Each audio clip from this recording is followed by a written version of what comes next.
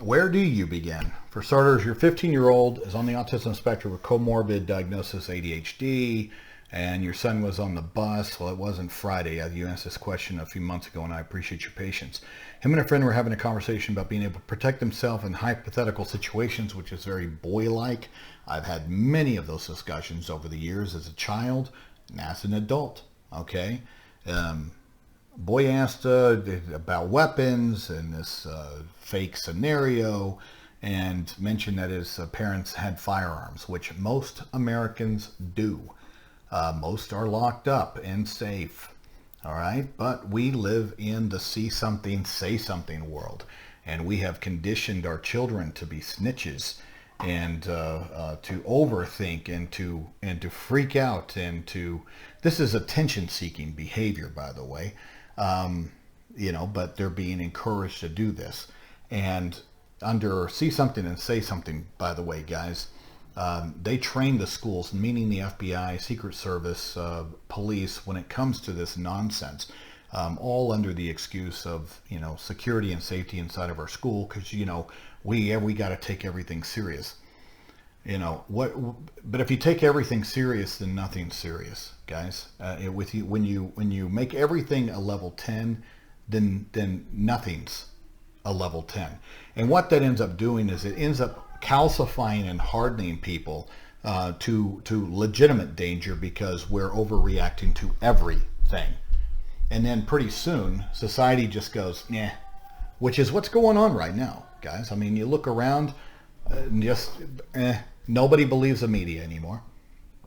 They're untrustworthy because they make everything a level 10. Everything's a level 10. Coronavirus, a level 10. Measles, a level 10. Guys, if we ever have a pandemic, God help us, because, nobody takes anything serious because everything is a level 10. Case in point with this. So the 3 girls run off the bus screaming that he had a gun. Attention-seeking behavior. I've had so many situations like this to where I've had clients that are arrested off of rumors being started by classmates for no reason whatsoever. And one particular kid, God help him, it took me 2 weeks to get him out of juvenile detention based upon a rumor started by a girl.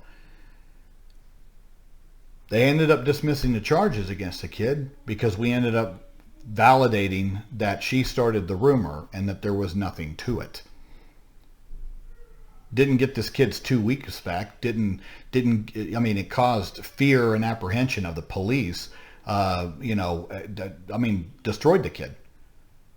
Destroyed his name in that school. We ended up having to put him in a different school. Why?